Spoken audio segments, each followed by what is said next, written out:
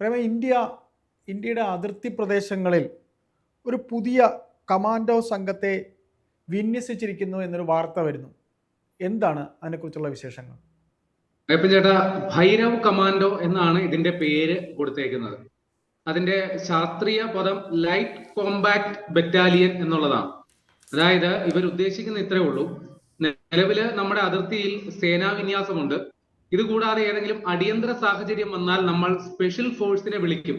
ഇപ്പൊ NSG commando എന്നൊക്കെ പറയുന്നത് ഒരു സ്പെഷ്യൽ ഫോഴ്സ് ആണ്. ഏതെങ്കിലും പ്രത്യേക ദൗത്യം പ്രത്യേക ദൗത്യം ഉള്ളപ്പോഴാണ് സാധാരണ സൈന്യത്തിന് ഉപരിയായിട്ട് പ്രത്യേക ദൗത്യ സംഘത്തെ നിയോഗിക്കുക. അപ്പൊ ഇവരുടെ ഇടയിൽ ഒരു ഗ്യാപ്പ് ഉണ്ടാവും.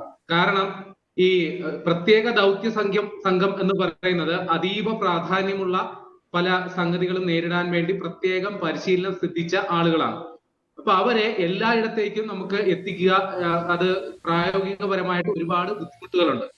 അപ്പോ സാധാരണ സൈന്യത്തിനും ഈ സ്പെഷ്യൽ ഫോഴ്സിനും ഇടയിലുള്ള മധ്യവർത്തികളായിട്ട് നിലകൊള്ളാനായിട്ടാണ് ഈ പുതിയ കമാൻഡോ സംഘത്തെ രൂപീകരിച്ചിരിക്കുന്നത്. അതിന്റെ പേരാണ് ഭൈരവ് കമാൻഡോ എന്ന പേര് കൊടുത്തേക്കുന്നത്. ഇപ്പോ ഇത്തരത്തിലുള്ള കമാൻഡോ സംഘങ്ങൾ വേറെയും ഇന്ത്യയുടെ കൂട്ടത്തിലുണ്ട്. ഇപ്പൊ ഘാതക് എന്നൊക്കെ പറയുന്നത് ഇത്തരത്തിലുള്ള സംഘങ്ങളാണ്. അതായത് പ്രത്യേക ഓരോ മിഷനുകൾ ഏറ്റെടുത്ത് പൂർത്തിയാക്കാൻ വേണ്ടി നിയോഗിക്കപ്പെടുന്നവരാണ് ഇത്തരത്തിലുള്ള ചെറു സംഘങ്ങൾ. അപ്പൊ ഇവിടെ 250 പേർ വീതം വരുന്ന 5 ബറ്റാലിയനുകളാണ് ഇതുവരെ സജ്ജമായിരിക്കുന്നത്. ഇപ്പൊ കഴിഞ്ഞ ഒക്ടോബർ 26-ന് നമ്മുടെ പ്രതിരോധ മന്ത്രി, ഒക്ടോബർ 24-ന് പ്രതിരോധ മന്ത്രി രാജ്നാഥ് സിംഗ് ഈ പറയുന്ന പുതിയ കമാൻഡോ സംഘത്തിന്റെ തയ്യാറെടുപ്പുകൾ നേരിട്ട് കണ്ട് ഇവരുടെ പാസിംഗ് ഔട്ട് അടക്കം അദ്ദേഹം നേരിട്ട് നിർവഹിച്ചു. അപ്പൊ ഇവര് ശാരീരികമായിട്ട് ഒരുപാട് യോഗ്യതയുള്ള അല്ലെങ്കിൽ നല്ല കായിക ശേഷിയുള്ള സൈനികർ അല്ലെങ്കിൽ തന്നെ നല്ല കായിക ശേഷിയുള്ളവരാണ്.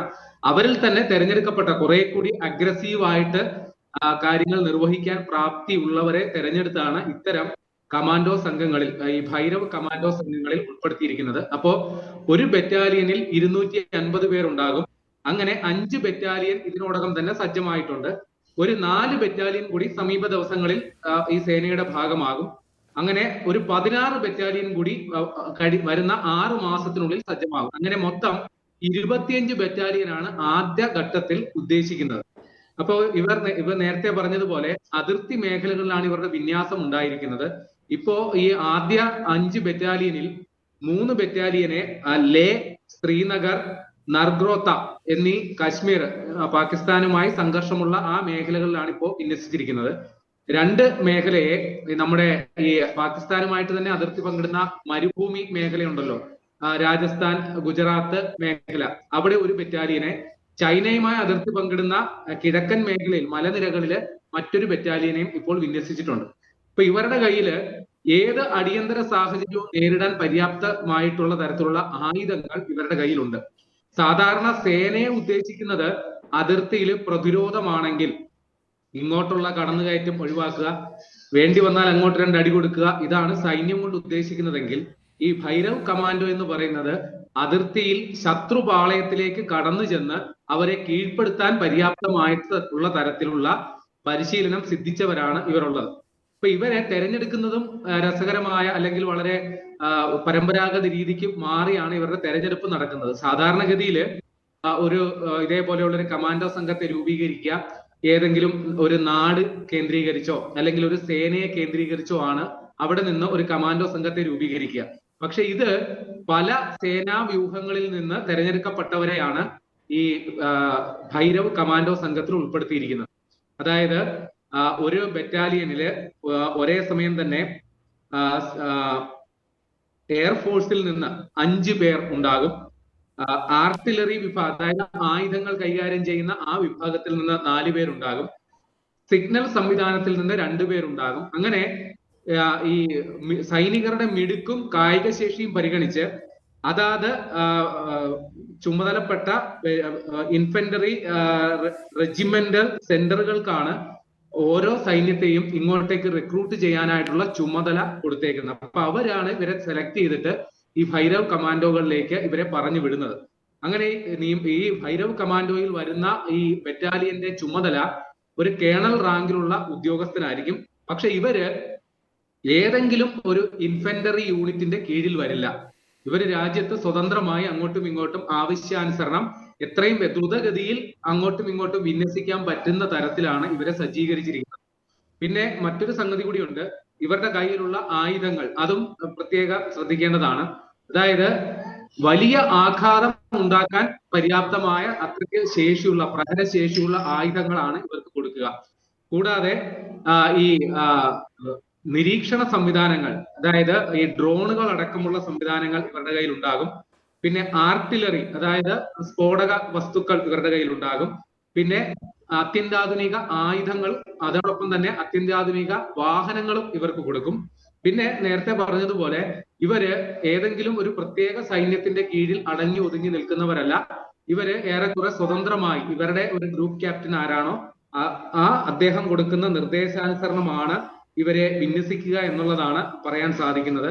ഏതായാലും ഓപ്പറേഷൻ സിന്ദൂർ കഴിഞ്ഞതിന് ശേഷം സൈന്യത്തിന്റെ നവീകരണ പദ്ധതികളുടെ ഭാഗമായിട്ടാണ് ഈ പുതിയ കമാൻഡോ സംഘത്തെ രൂപീകരിച്ചിരിക്കുന്നത്. പ്രത്യേകിച്ച് അതിർത്തിയിൽ ഇപ്പോ ഈ കരയുദ്ധത്തിന്റെ പ്രാധാന്യം നഷ്ടപ്പെട്ടു എന്ന തരത്തിലാണ് ചിന്താഗതി മുഴുവൻ. കാരണം യുദ്ധമൊക്കെ നടക്കുന്നത് ഇപ്പോൾ ആകാശമാർഗയാണ്. ഡ്രോണുകൾ മുഖേനയോ വിമാനങ്ങൾ മുഖേനയോ റോക്കറ്റുകൾ മുഖേനയോ മിസൈലുകൾ മുഖേനയോ ഒക്കെയാണ് ഇപ്പോ യുദ്ധങ്ങൾ ആസൂത്രണം ചെയ്ത് നടപ്പിലാക്കുന്നത്. അപ്പോ ഈ അതിർത്തി മേഖലയിൽ ശ്രദ്ധക്കുറവ് ഉണ്ടായോ അത് മനസ്സിലാക്കി നുഴഞ്ഞുകയറ്റം അടക്കമുള്ള പ്രശ്നങ്ങൾ അതിർത്തി മേഖലകളിൽ ഇപ്പോ വ്യാപകമായി റിപ്പോർട്ട് ചെയ്യുന്നുണ്ട്. അതേപോലെ അതിർത്തി കടന്ന് ഈ വ്യോമമാർഗം തന്നെ കള്ളക്കടത്ത്, അത് ആയുധങ്ങൾ, മയക്കുമരുന്നുകൾ അടക്കം നടക്കുന്നുണ്ട്. അപ്പോ അതിർത്തി മേഖലകൾ ഒരു നിർണായക സ്പോട്ടാണ്. അപ്പോ ഈ സേനയെ നവീകരിക്കേണ്ടതും ഇതിന്റെ അത്യാവശ്യ ഘടകമാണ്. കാരണം നവീകരണം എന്ന് ഉദ്ദേശിക്കുന്നത് അംഗബലം മാത്രമല്ല, പുതിയ ആയുധങ്ങൾ കൊടുക്കുക, അത്തരം കാര്യങ്ങളും ഇതിന്റെ പരിധിയിൽ വരുന്നുണ്ട്. അപ്പോ ഇത്തരത്തിൽ ആയുധങ്ങൾ കൊടുക്കുന്നതിന്റെ ഭാഗമായിട്ട് നമ്മൾ ഈ രുദ്ര എന്ന് പറയുന്ന രീതിയിൽ ഓൾ ആംസ് ബ്രിഗേഡ്സ് എന്ന് പറയുന്ന ഈ സൈന്യത്തെ നവീകരണ ഭാഗമായിട്ട് ഇങ്ങനെ ഒരു സംഗതിയെ രൂപീകരിച്ചിട്ടുണ്ട്. അതേപോലെ അഷ്നി എന്ന് പറയുന്ന ഡ്രോൺ പ്ലാറ്റൂണിനെയും രൂപീകരിച്ചിട്ടുണ്ട്. ഇത് നേരത്തെ പറഞ്ഞ പോലെ ഘാതക് എന്ന് പറയുന്ന ഒരു കമാൻഡോ സംഘം നേരത്തെ തന്നെ ഉണ്ടായിരുന്നു. അപ്പൊ ഇതെല്ലാം പുതിയ നവീകരണ, സൈന്യത്തെ പുതിയ കാലഘട്ടത്തിനനുസരിച്ച് നവീകരിക്കുന്നതിന്റെ ഭാഗമായിട്ടാണ് ഇത് ഏർപ്പെടുത്തിയിരിക്കുന്നത്. മറ്റൊന്നുകൂടിയുണ്ട്, ഈ പറയുന്ന കമാൻഡോ സംഘത്തെ എല്ലാം വിന്യസിക്കാൻ പോകുന്നത്, അതായത് നിലവിൽ നമ്മൾ 25 ബറ്റാലിയൻ രൂപീകരിക്കുന്നു എന്ന് പറയുന്നു. ഇവരെയെല്ലാം തന്ത്രപ്രധാനമായിട്ടുള്ള ഹൈ റിസ്ക് മിഷനുകൾക്ക്, വളരെ അപകട സാധ്യത ഏറിയ മിഷനുകൾക്കായിരിക്കും ഇവരെ റിക്രൂട്ട് ചെയ്യുക. നമുക്ക് നേരത്തെ തന്നെ ഒരു സൈന്യം നിലവിലുണ്ട്. ഏതാണ്ട് 400-ലധികം ഇൻഫൻട്രി യൂണിറ്റുകൾ നമ്മുടെ സൈന്യം ഇതുവരെ ഉണ്ട്. അപ്പൊ അതിനുപരിയായിട്ടുള്ള ഒരു സൈനിക സംഘത്തെയാണ് ഇപ്പോൾ ഉപയോഗിക്കുന്നത്. തീർച്ചയായിട്ടും അതിർത്തിയില് സമീപകാലത്തുണ്ടായിട്ടുള്ള സംഗതികൾ പരിഗണിച്ച് തന്നെയാണ്, പ്രത്യേകിച്ചും ഇന്ത്യ പാകിസ്ഥാൻ സംഘർഷം നിലനിൽക്കുന്നു. അതേപോലെ ചൈനയുമായിട്ട് നമുക്ക് അതിർത്തി സംഘർഷം ഉണ്ടായി. 2020 ഏറ്റവും ഒടുവിൽ സംഘർഷം ഉണ്ടായതെങ്കിലും നിലവിലും അവിടെയും അതിർത്തി ജാഗ്രത പുലർത്തേണ്ട ഒരു സാഹചര്യം തന്നെയാണ്. അപ്പോൾ ആ ഒരു സാഹചര്യം പരിഗണിച്ച അതിർത്തി മേഖലകളിൽ ജാഗ്രത വർദ്ധിപ്പിക്കുക, അതായത് നമ്മുടെ സ്പെഷ്യൽ ഫോഴ്സുകളുടെ പണി കുറച്ചു കൊടുക്കുക, അവരെ സ്വതന്ത്രമാക്കി വിടുക. ഈ സാധാരണ സൈന്യത്തിനും സ്പെഷ്യൽ ഫോഴ്സിനും ഇടയിലുള്ള മധ്യവർത്തികളായിട്ട് നിന്നുകൊണ്ട് സ്പെഷ്യൽ ഫോഴ്സ് സൈനിക ബറ്റാലിയന്റെ ജോലിഭാരം ലഘൂകരിച്ച് അവർ നിർവഹിച്ച ദൗത്യങ്ങൾ നിർവഹിക്കാൻ ശത്രുപാളയത്തിലേക്ക് ഇരച്ചു കയറാൻ പര്യാപ്തമായിട്ടുള്ള പുതിയ കമാൻഡോ സംഘമാണ് ഈ ഭൈരവ് കമാൻഡോ സംഘം എന്നതുകൊണ്ട് ഉദ്ദേശിക്കുന്നത്.